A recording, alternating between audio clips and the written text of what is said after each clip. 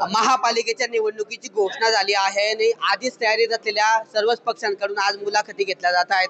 जळगावच्या किमीज भवनमध्ये या ठिकाणी जे आहे शिवसेना शिंदे गटाकडून देखील आज इच्छुक उमेदवारांच्या मुलाखती या ठिकाणी घेतल्या जात आहेत आणि उमेदवारी जे आहेत इच्छुक उमेदवार या ठिकाणी मोठ्या संख्येने आपल्या उमेदवार मुलाखती देण्यासाठी आलेले आहेत. मंत्री गुलाबराव पाटील असतील किंवा आमदार किशोर पाटील असतील, इतर जिल्हा प्रमुख यांच्या उपस्थितीमध्ये या ठिकाणी या मुलाखती पार पाडल्या जात आहेत.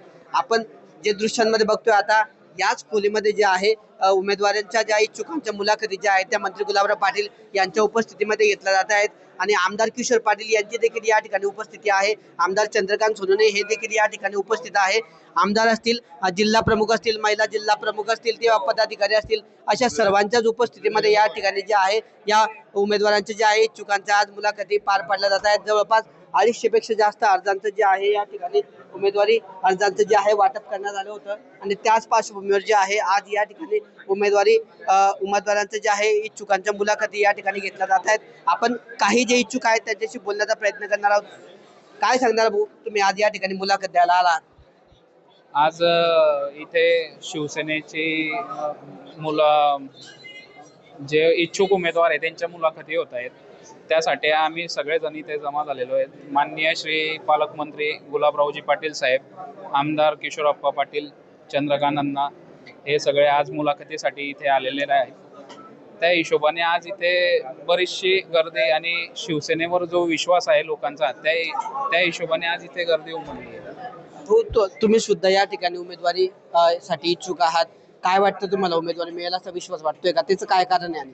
नक्कीच मला विश्वास आहे, कारण मी जवळजवळ 7-8 वर्षापासून एकनिष्ठ असून शिवसेनेचा पदाधिकारी कार्यकर्ता आहे, सच्चा कार्यकर्ता आहे आणि मी एकनिष्ठ असून काम करतोय माझ्या प्रभागामध्ये. त्या हिशोबाने लोकांच्या समस्या लोकांपर्यंत पोहोचण्याचं काम मी केलेलं आहे.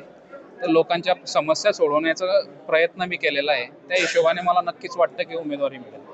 अशा पद्धतीने जे उमेदवार आहेत, अशा अजून काय उमेदवार काय वाटतं तुम्ही मुलाखती द्यायला आलात? नाही, उमेदवार नाही मी. आमचं एकच म्हणणं आहे एवढं, 75 पैकी 75 शिवसेनांनी लढावा.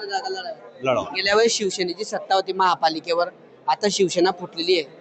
काय वाटतं किती जागा लढवल्या पाहिजे? आपण काय वरिष्ठांकडे मागणी करणार? आपण काय नाही, पूर्ण 75च्या 75 लढावे आणि शिवसेनेचाच भगवा पडकेल.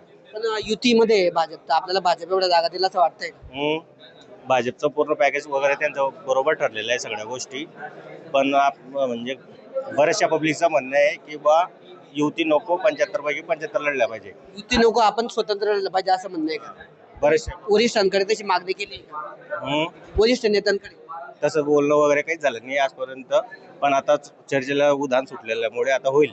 काय वाटतं? तर अशा पद्धतीने जे आहे कार्यकर्ते या ठिकाणी मुलाखती द्यायला आलेले आहेत. आपल्याला उमेदवारी मिळेल हा विश्वास आहे. तर दुसरीकडे सर्वच्या सर्व 75 जागा या शिवसेनेनं स्वबळावर लावला. भाजप सोबत युतीमध्ये ही जागा लढू नये अशी देखील मागणी काही कार्यकर्ते जे आहेत आपल्या वरिष्ठ नेत्यांकडे करणार आहेत. त्यामुळे एकंदरीत आजपासून महापालिका निवडणुकीचा बिगुल वाजलेला आहे आणि सर्वच पक्ष जे आहेत आज उमेदवारांच्या मुलाखती घेत आहेत. लवकरच अंतिम उमेदवार या ठिकाणी निश्चित होतील आणि खऱ्या अर्थाने जे आहे कडाक्याच्या थंडीमध्ये आजपासून राजकारण तापायला सुरुवात होणार आहे. किशोर पाटील, TV9 मराठी, जळगाव.